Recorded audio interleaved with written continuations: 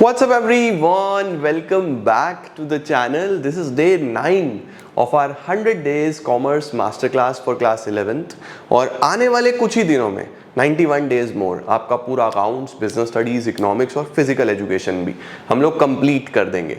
अब आज हम अकाउंट्स में चैप्टर नंबर 1 को ऑलमोस्ट खत्म कर देंगे और कुछ छुटर पुटर रह गया तो अगली क्लास में, अदरवाइज आज कंप्लीट हो जाएगा। हमने काफ़ी चीज़ें पार्ट 1 में भी करी थी, अगर आपने नहीं देखा तो वो एक बार देख लेना। मैंने प्लेलिस्ट भी प्रॉपर बना दी है ताकि बच्चों को हेल्प मिले और वो सिर्फ प्लेलिस्ट में जाके जो चैप्टर ढूंढना है वो ढूंढ सके। चैनल को अगर अभी तक सब्सक्राइब नहीं किया तो कर दो, क्योंकि आपका सब्सक्रिप्शन मेरा मोटिवेशन, वो बहुत इंपॉर्टेंट है, राइट। तो आइए जल्दी से शुरू करते हैं और chapter number 1 meaning, objectives, accounting का नेचर सब समाप्त कर देते हैं। Let's begin.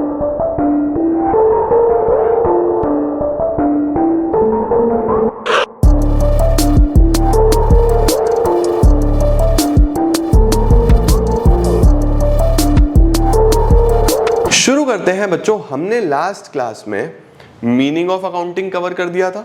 मीनिंग के बाद कैरेक्टरिस्टिक्स सारे के सारे हमने समझने की कोशिश करी थी, ये भी हमने खत्म कर दिए।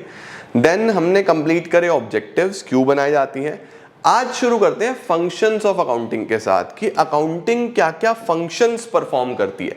अब देखो, अकाउंटिंग पढ़ के तुम इतना तो समझ गए कि इसका काम है हिसाब किताब रखना, पूरे बिजनेस के क्या क्या चीजें हो रही हैं, कितना पैसा आ रहा है, कितना पैसा जा रहा है, कहाँ जा रहा है, कितने एसेट्स हैं, कितने लायबिलिटीज हैं, हर चीज का हिसाब रखना। ये मेरा मेन अकाउंटिंग का काम है। उसके साथ साथ एनालाइज भी करना, कम्युनिकेट भी करना, ये सारी चीजें पड़ी थी। अब अकाउंटिंग कौन कौन से फंक्शंस परफॉर्म करता है, तो सबसे पहला फंक्शन है इसका वही कंप्लीट और सिस्टमैटिक रिकॉर्ड रखना। भाई बिजनेस में जो भी हो रहा है, कोई भी चीज हमारे से हिडन नहीं होनी चाहिए। अकाउंटिंग का काम है एक एक चीज का हिसाब रखा जाए, कहां से पैसा आ रहा है, कहां जा रहा है, कितना मुझे किसी से पैसा लेना है, कितना किसी को पैसा देना है, कितने मेरे एसेट्स हैं, कितनी मेरी लायबिलिटीज हैं, ईच एंड एवरीथिंग वो सब अकाउंटिंग में क्लियर होना चाहिए। तो देखो क्या लिखा हुआ है, the main function of accounting is to maintain complete and systematic records. ठीक है। दूसरा, फाइनेंशियल स्टेटमेंट्स बनाना।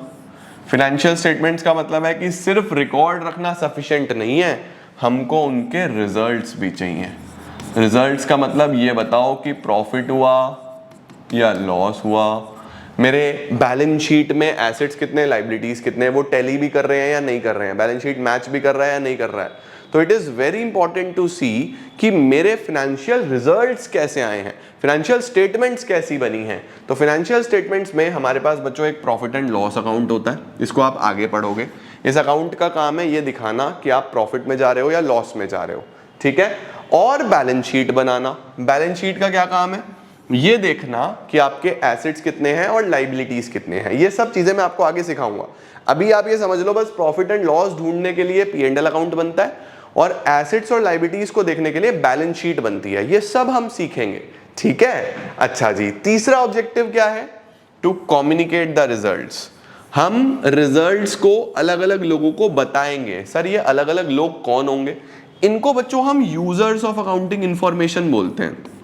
ये टॉपिक भी है चैप्टर में, अभी देखेंगे।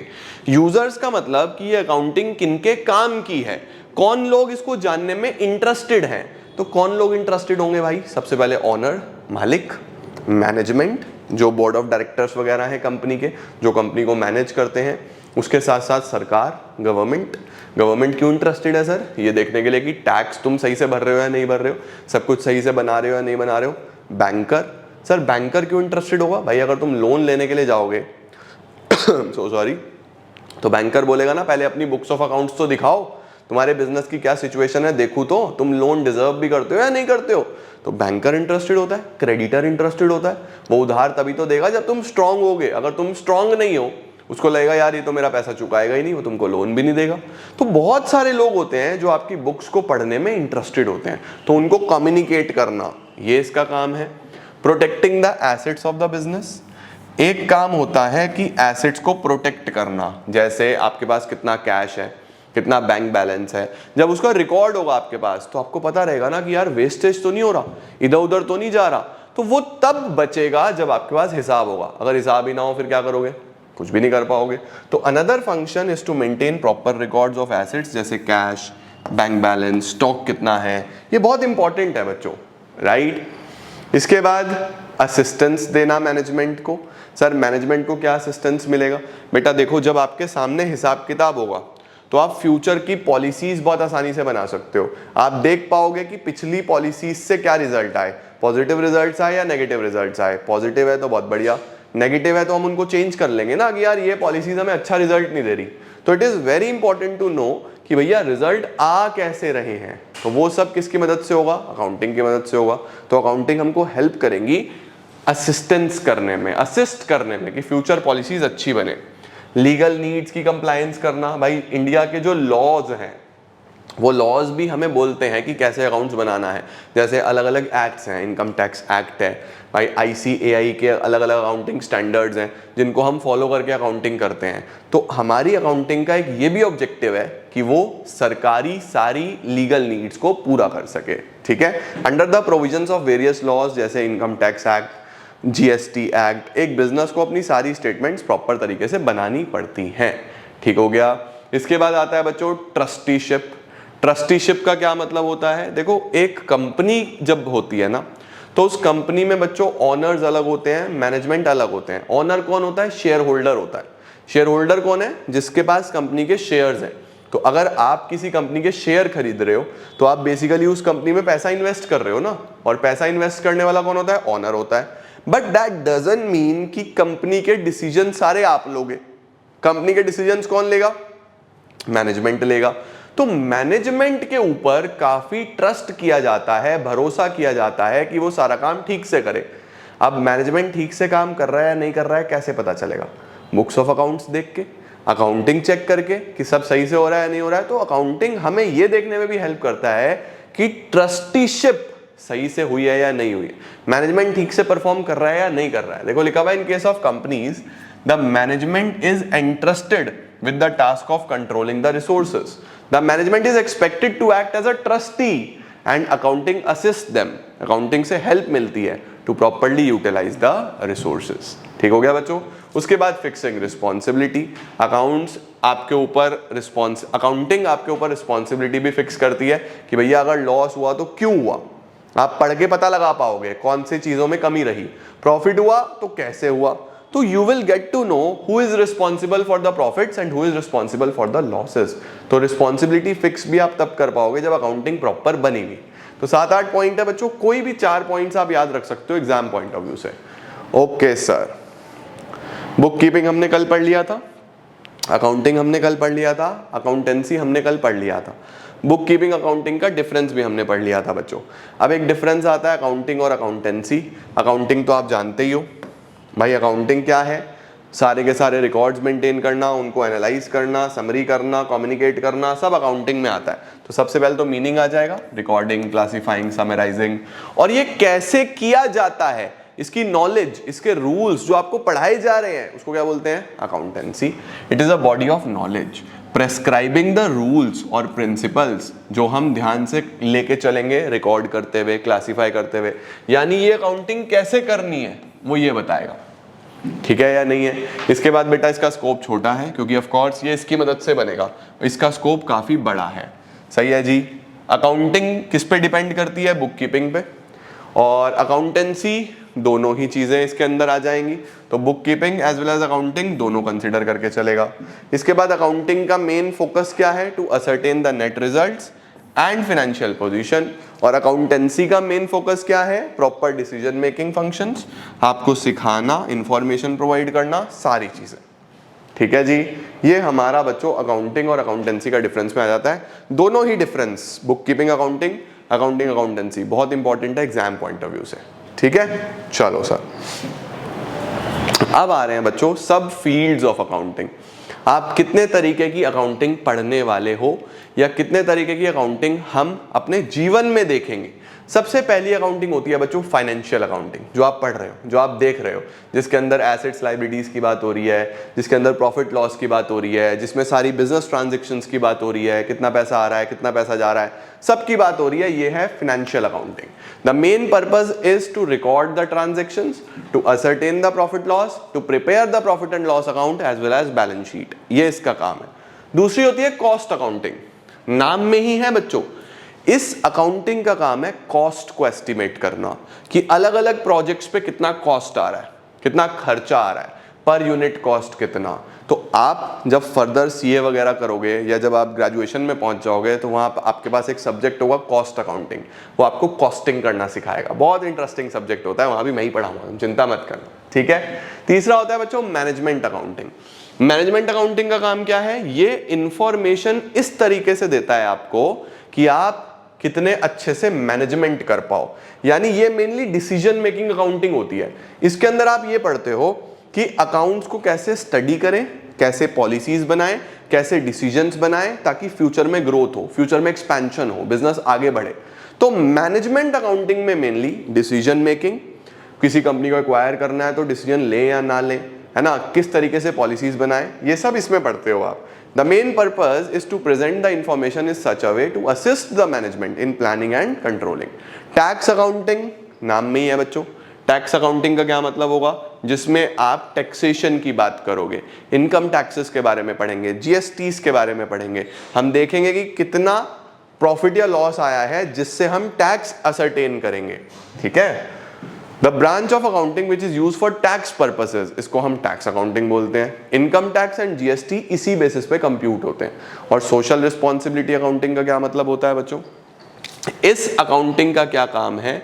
इस अकाउंटिंग का काम है कि हम लोग बिजनेस के साथ साथ सोसाइटी को लेके भी कंसर्न्ड है या नहीं है। यानी ये वो सारी चीजें रिकॉर्ड करता है जो हमने सोसाइटी के बेटरमेंट के लिए चीजें करी हैं, हमने सोशल वेलफेयर के लिए कितनी चीजें करी हैं, सोसाइटी के अपलिफ्टमेंट के लिए कितनी चीजें करी हैं, वो सब इसमें आती हैं। The society provides infrastructure and facilities without which business can not operate, hence business also has a responsibility to the society. तो हम वो सारी रिपोर्ट्स बनाते हैं, एक्टिविटीज बनाते हैं जो रिफ्लेक्ट करता है कंट्रीब्यूशन एक बिजनेस का सोसाइटी की टुवर्ड्स, ठीक है। जल्दी से इसका स्क्रीनशॉट लो, फिर आगे चलते हैं। अब आगे चला जाए, nature of accounting. Nature of accounting का क्या मतलब है? मेनली यहाँ पे हम ये सीखने वाले हैं कि अकाउंटिंग मेनली आप कहाँ पे देखते हो, क्या क्या रोल निभा रहा है, क्या क्या चीजें कर रहा है। अब इसके अंदर मेनली पॉइंटर्स वही हैं जो आप पीछे पढ़ के आए हो, है ना। तो देखो हम लोग क्या बोलेंगे कि अकाउंटिंग का क्या क्या नेचर है, क्या क्या कैरेक्टरिस्टिक्स हैं, अकाउंटिंग में कौन कौन सी चीजें देखने को मिलेंगी। सबसे पहले बच्चों अकाउंटिंग क्या रिकॉर्ड करेगा? सारे के सारे इकोनॉमिक इवेंट्स, यानी इसके अंदर कोई भी नॉन इकोनॉमिक इवेंट्स या कोई भी ऐसी चीजें जिसमें पैसे का लेन देन नहीं है उसकी बात नहीं करेगा। इसके अंदर सारी की सारी मनी की टर्म्स में होने वाली, प्रॉफिट से रिलेटेड, बिजनेस से रिलेटेड चीजें ही रिकॉर्ड होंगी। तो लिखा हुआ है accounting records only economic events. An economic event is a transaction which can be measured and expressed in terms of money. कोई भी क्वालिटेटिव चीज अकाउंटिंग रिकॉर्ड नहीं करता। दूसरा बच्चों अकाउंटिंग में आप क्या क्या करते हो? आइडेंटिफिकेशन करते हो, मेजरमेंट करते हो, रिकॉर्डिंग करते हो, कम्युनिकेशन करते हो। ये सब पीछे देख लिया था हमने, वही सेम चीजें हैं। मैंने बोला ना फीचर्स कैरेक्टरिस्टिक्स में से निकल के आ रहा है एक टॉपिक, ठीक है। देखो it means determining what transactions are to be recorded. It means quantity की टर्म्स में सब चीजों को रिकॉर्ड करना। इट मींस बिजनेस में किस तरीके से रूल्स की मदद से आप चीजें लिख रहे हो। तो अकाउंटिंग आपको क्या सिखाता है? आइडेंटिफाई करना सिखाता है, मेजर करना सिखाता है, रिकॉर्ड करना सिखाता है कि कैसे रूल्स की मदद से आप चीजों को रिकॉर्ड करोगे, और कम्युनिकेट भी करता है कि क्या पॉजिटिव्स हैं, क्या नेगेटिव्स हैं, प्रॉफिट्स हैं, लॉसेस हैं, क्या है। ऑर्गेनाइजेशन, इसका मतलब जितना भी डेटा है उस डेटा को प्रॉपर फॉर्म में आपके आगे रखना ताकि आप उसको स्टडी कर पाओ और उससे रिजल्ट्स निकाल पाओ, तो ऑर्गेनाइजेशन हो गया। उसके साथ साथ इंटरेस्टेड यूजर्स को जानकारी देना। बहुत सारे यूजर्स मैंने आपको बताए हो सकते हैं, आओ यूजर्स को ही पढ़ेंगे। पहले इसका स्क्रीनशॉट ले लो, डन। अब देखो कौन कौन से यूजर्स होते हैं। मैंने आपको बताया था 2 प्रकार के यूजर्स हैं बच्चों, यानी जो हमारे अकाउंटिंग में इंटरेस्टेड है। एक होते हैं इंटरनल। इंटरनल कौन होते हैं? बिजनेस के अंदर वाले लोग, जो बिजनेस के अंदर ही हैं, जो बिजनेस के अंदर से ही बिजनेस को ऑपरेट भी कर रहे हैं। तो देखो लिखा हुआ है internal users are the persons जिनका डायरेक्ट इंटरेस्ट होता है बिजनेस में और जो बिजनेस को चलाने में अपना बहुत एक्सट्रीम कंट्रीब्यूशन कर रहे हैं। इसके अंदर दो लोग आते हैं मेनली, ऑनर्स और मैनेजमेंट। ऑनर कौन होते हैं? मालिक लोग। और मैनेजमेंट कौन होता है? जो सारी डिसीजन मेकिंग करता है, जो बिजनेस की हर एक्टिविटी के लिए रिस्पॉन्सिबल होता है। तो इनको हम इंटरनल यूजर्स बोलते हैं बच्चों। तो honours contribute capital in the business, तो वो जानना चाहेंगे बिजनेस के बारे में। और मैनेजमेंट ने सारी की सारा काम ही करा है, मैनेजमेंट तो बिजनेस चला ही रहा है, तो वो तो ऑफ कोर्स जानना चाहेगा रिजल्ट्स कैसे आए हैं, है ना। तो ऑनर्स और मैनेजमेंट इंटरनल यूजर्स होते हैं। एक्सटर्नल यूजर्स कौन से होते हैं? जिनका कोई फ्यूचर इंटरेस्ट हो सकता है बिजनेस में। जैसे कोई बैंकर है भाई, वो आपको लोन दे रहा है, तो उसको आपसे पैसा कमाना है। उसने आपको लोन क्यों दिया? क्योंकि आप उसको ब्याज दोगे, उसको आपसे पैसा कमाना है फ्यूचर में। तो वो देखना चाहेगा कि क्या आप इतने कंपैटिबल हो, क्या आप इतने स्ट्रांग हो, क्या आपको लोन देना भी चाहिए या नहीं देना चाहिए, ये सब जानना चाहेगा। इसी तरीके से कोई क्रेडिटर है, वो ये जानना चाहेगा कि आपको उधार दे या ना दे। इसी तरीके से अलग अलग आउटसाइडर्स हैं जो इंटरेस्टेड होते हैं। अब वो कौन लोग होते हैं बच्चों?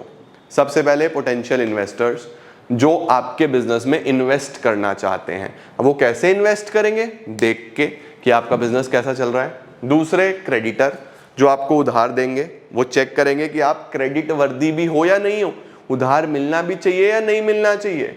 तीसरा बच्चों लॉन्ग टर्म क्रेडिटर्स, ये भी यही जज करेंगे कि क्या आपको, क्रेडिटर दो तरीके के हैं ना, short term, long term.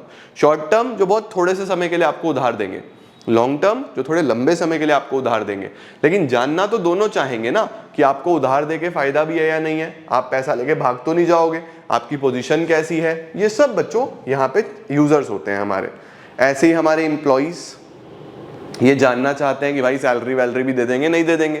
Tax authority ये जानना चाहते हैं कि सही से टैक्स पे कर रहे हैं या नहीं कर रहे हैं। गवर्नमेंट जानना चाहता है कि टैक्सेशन प्रॉपर्ली है या नहीं है, जो हमारे से सब्सिडीज ले रहे हैं उनका सही यूटिलाइजेशन हो रहा है या नहीं हो रहा है, चोरी चकारी तो नहीं हो रही, गवर्नमेंट स्कीम्स को गलत यूटिलाइज तो नहीं किया जा रहा। तो इसलिए सरकार भी इंटरेस्टेड होता है जानने में। इसके साथ साथ सोशल रिस्पॉन्सिबिलिटी ग्रुप्स, ये लोग इसीलिए जानकारी चाहते हैं कि क्या एंटरप्राइज एनवायरमेंट के लिए कुछ कर रहा है तो कितना कर रहा है, क्या स्पेंडिंग कर रहा है, तो इसलिए ये इंटरेस्टेड होते हैं। पब्लिक, जनता क्यों जानना चाहती है? जनता इसलिए जानना चाहती है कि कल को पब्लिक भी अगर पैसा इन्वेस्ट करना चाहे, आपके शेयर्स खरीदना चाहे तो सब बच्चों आउटसाइडर्स हैं ये, जो हमारे बिजनेस की इंफॉर्मेशन चाहते हैं। ठीक है जी, परफेक्ट, स्क्रीनशॉट ले लो। कॉम्पिटिटर क्यों चाहता है? ताकि वो ये देख सके कि आपकी स्ट्रेंथ क्या है, वीकनेस क्या है। अब जैसे कॉम्पिटिटर आपको पढ़ सकता है, आप उसकी बुक्स भी पढ़ सकते हो, सही है ना बच्चों। तो ये हमारे यूजर्स होते हैं। ये एक्सटर्नल हो गए सारे के सारे, और पीछे इंटरनल हमने पढ़े थे। इंटरनल में ऑनर्स और मैनेजमेंट, और एक्सटर्नल में बच्चों ये सब आ गए। अब आ रहे हैं एडवांटेजेस ऑफ अकाउंटिंग। ये तो सिंपल है बच्चों, आप खुद ही कर दोगे फटाफट से। इतना कुछ तुमने पढ़ लिया, उसमें से एडवांटेज तो निकाल ही दोगे, वही सारी चीजें दोबारा आ जाएंगी। क्या क्या फायदे हैं अकाउंटिंग के? भाई ये हमको मैनेजमेंट करने में हेल्प करता है। कैसे? पॉलिसी मेकिंग में, डिसीजन मेकिंग में। रिजल्ट्स पढ़ के हम पता लगा सकते हैं कि हमारे से क्या कमी हुई, अगली बार हम उसको सुधार लेंगे, ये लिखना है। दूसरा, हमें ये कंप्लीट और सिस्टमैटिक रिकॉर्ड देता है, चौथी बार आ रहा है ये। हमें इंफॉर्मेशन देता है प्रॉफिट और लॉस के बारे में। हमें मेरी फिनेंशियल पोजीशन बताता है। फिनेंशियल पोजीशन कौन बताता है बच्चों? Balance sheet. ठीक है, ध्यान रखना, फिनेंशियल पोजीशन बैलेंस शीट बताता है। कोई भी 4 पॉइंट याद रख लेना। और प्रॉफिट और लॉस के बारे में प्रॉफिट एंड लॉस अकाउंट बताता है। ठीक है, तो क्या क्या एडवांटेजेस हैं अकाउंटिंग से? आप डिसीजन मेकिंग कर पाओगे, पूरा आपको रिकॉर्ड मिल जाएगा, प्रॉफिट एंड लॉस की जानकारी मिल जाएगी, फिनेंशियल पोजीशन के बारे में पता चल जाएगा, आप कंपैरिजन कर पाओगे बच्चों। कंपैरिजन करने का क्या मतलब होता है? कि आप कंपेयर कर पाओगे कि मैंने पिछले साल कैसा परफॉर्म किया था, इस साल क्या कर रहा हूं, पिछले साल कितना कमाया था, इस साल क्या कमा रहा हूं, ये देख पाऊंगा। ये जान पाऊंगा कि टैक्स कितना पे करना है। और लीगल मैटर्स में ये एविडेंस का भी काम करता है। यानी अगर मेरे ऊपर कोई लीगल केस वगैरह हुआ है तो ये एक एविडेंस है कि मैंने देखो प्रॉपर्ली सारे अकाउंट्स बनाए हुए हैं, मेरे पास प्रॉपर्ली सारे बिल्स वगैरह हैं, तो मैं कहीं भी लीगल पचड़े में फंसूंगा नहीं। ये सब बच्चों एडवांटेजेस हैं। कोई भी 4 आप याद रख लेना। ठीक है, ये इंपॉर्टेंट क्वेश्चन है बच्चों, एग्जाम में आता है। What are the limitations of accounting? क्या अकाउंटिंग में कुछ कमियां हैं? कमियां तो हैं बच्चों। क्या कमियां हैं? सबसे पहले देखो, सबसे पहली कमी है इन्फ्लुएंस्ड बाय पर्सनल जजमेंट। इसका मतलब है बेटा कि बहुत सारी ऐसी चीजें होती हैं जो आप अकाउंट्स में एज्यूम करके चलते हो। जैसे कोई गाड़ी आपने खरीदी, तो वो गाड़ी आपकी बुक्स ऑफ अकाउंट्स में, एसेट्स में कितने दिन तक रहेगी? भाई गाड़ी 2 साल चले, 4 साल चले, 6 साल चले, 10 साल चले, किसी को भी नहीं पता। खराब होने को 2 साल में हो जाए, चलने को 20 साल चल जाए। तो यहाँ पे हर इंडिविजुअल का अपना अपना एक पर्सनल जजमेंट होता है। हर इंसान अपनी अपनी जजमेंट के हिसाब से उस एसेट्स को बुक में दिखाता है। अब ये मेरा कैमरा है, मेरी एसेट्स में आएगा, मेरी बुक्स में, लेकिन कितने साल चलेगा तो किसी को भी नहीं पता। तो हर किसी का अपना अपना जजमेंट होता है ना। तो कई बार लोग कम नंबर ऑफ ईयर्स दिखा देते हैं, कई बार ज्यादा नंबर ऑफ ईयर्स दिखा देते हैं। तो अकाउंटिंग में जो एग्जैक्ट प्रॉफिट या लॉस या एग्जैक्ट पोजीशन आनी चाहिए वो नहीं आ पाती। तो वही सबसे पहला लिमिटेशन है कि accounting is not an exact science and accountant has to exercise his personal judgement. कुछ ना कुछ आपको खुद करना पड़ता है, तो कई बार ट्रू पिक्चर आपको समझ में नहीं आती। दूसरा बेटा, अकाउंटिंग जो है वो अकाउंटिंग कॉन्सेप्ट्स और कन्वेंशंस पे बेस्ड है। कॉन्सेप्ट्स और कन्वेंशंस का मतलब है कि कुछ कॉन्सेप्ट्स काफी समय से चलते आ रहे हैं। चैप्टर नंबर 3 में पढ़ेंगे हम ये अकाउंटिंग कॉन्सेप्ट्स और कन्वेंशंस। कुछ चीजें काफी पुराने समय से चलती आ रही हैं जो कि आज इतनी यूजफुल भी नहीं है, लेकिन अकाउंटिंग आज भी वैसे ही बन रही है। हाँ, कुछ ना कुछ चेंजेस आते रहते हैं, लेकिन फिर भी जो बेस है वो वैसे ही है, अकाउंटिंग कॉन्सेप्ट्स और कन्वेंशंस पे ही बेस्ड है, और वो चीजें आज एग्जिस्ट ही नहीं करती। तो कई बार जो रिजल्ट आते हैं ना बच्चों, वो इतने रियलिस्टिक नहीं होते, इतने सच नहीं होते। तो देखो लिखा हुआ है, accounts are prepared on the basis of number of concepts and conventions, तो profitability may not be realistic. उसके बाद बच्चों इनकम्प्लीट इंफॉर्मेशन देती है अकाउंटिंग आपको। सर इनकम्प्लीट इंफॉर्मेशन कैसे देती है? ये बोल रहा है बेटा कि बिजनेस का एक्चुअल प्रॉफिट या लॉस तो तब पता चलेगा जब आप धंधा बंद कर दोगे। तो आप हर साल कैसे प्रॉफिट या लॉस निकाल रहे हो? बिजनेस तो तब पता चलेगा ना जब तुम एक्चुअल में इसको क्लोज करोगे। अब सपोज तुमको पहले साल में लॉस दिख रहा है, तुमने करा अच्छा, लेकिन तुम सीख रहे थे, तो वो लॉस तो है, लेकिन तुमने तो बहुत कुछ सीखा है ना। अगले साल शायद तुम बहुत कमा लो, और हो सकता है अगले साल फिर लॉस हो जाए। तो कंप्लीट पिक्चर तो तब पता चलेगी जब धंधा बंद हो जाएगा। तो क्या 1 साल में अकाउंटिंग आपको पूरी जानकारी दे पा रहा है?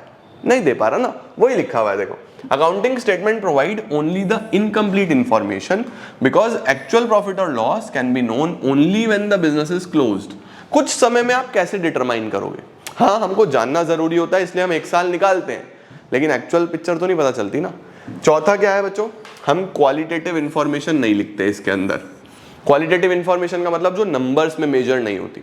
सपोज वर्कर का और मैनेजमेंट का लड़ाई हो गया, मालिक और एम्प्लॉय का लड़ाई हो गया, एम्प्लॉय छुट्टी पे चला गया, आपका नुकसान हो रहा है, लेकिन आप उसको रिकॉर्ड नहीं करोगे। मालिक बीमार है, वो दुकान खोल ही नहीं पाया, आपका नुकसान हो रहा है, लेकिन आप उसको रिकॉर्ड नहीं करोगे, है ना।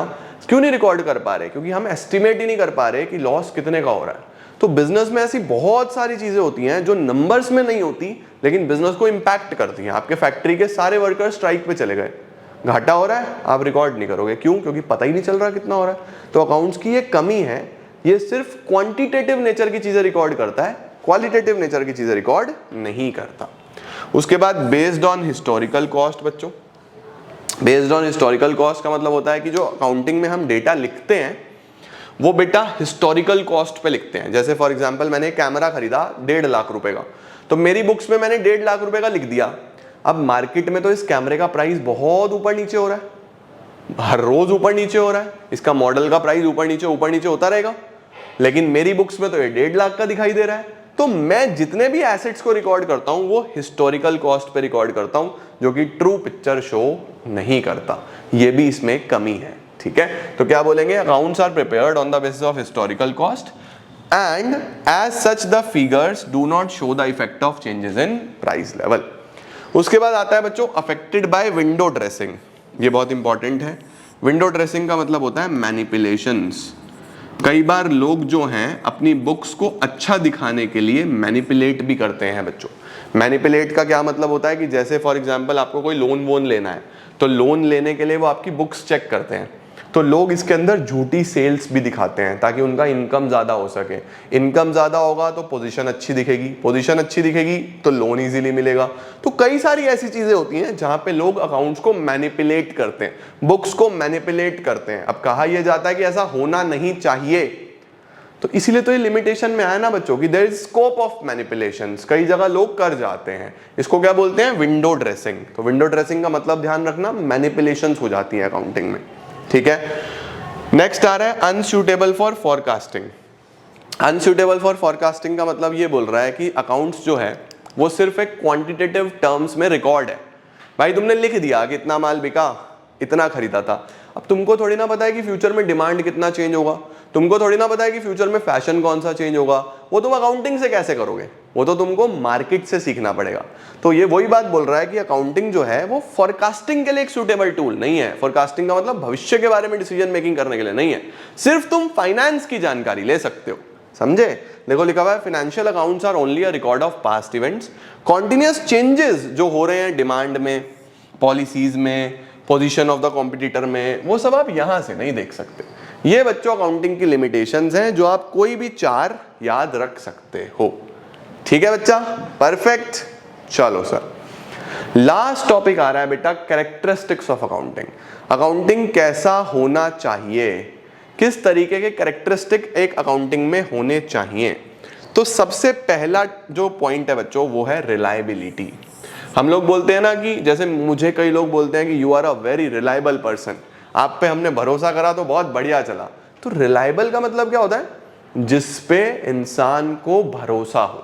तो आपकी अकाउंटिंग कैसी होनी चाहिए? रिलायबल होनी चाहिए। रिलायबल का क्या मतलब है? रिलायबल का मतलब है कि जिस पे आप भरोसा कर पाओ कि आपने जो भी लिखा हुआ है सही लिखा हुआ है। अब कैसे मानूं मैं सही लिखा हुआ है जो भी लिखा है? इसका मतलब हमारे पास हमेशा उस चीज के प्रूफ होने चाहिए।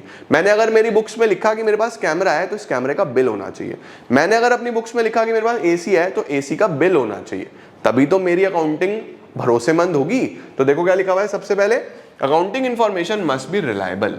इसका मतलब इंफॉर्मेशन फैक्चुअल होनी चाहिए, वेरीफिएबल होनी चाहिए। अब वेरीफाई करो, कैसे कर पाओगे? अगर आपके पास कैश मेमो हो, परचेज के बिल हो, सेल के बिल हो, तो सबसे पहले आपके पास हर चीज का एक बिल होना चाहिए, तब आपकी अकाउंटिंग रिलायबल कहलाएगी।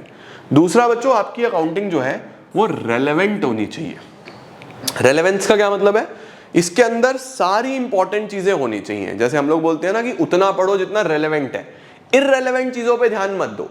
तो रेलेवेंट का मतलब होता है जो आपके लिए जरूरी है, जो आपके लिए अहमियत रखती है, जो आपके लिए इंपॉर्टेंट है।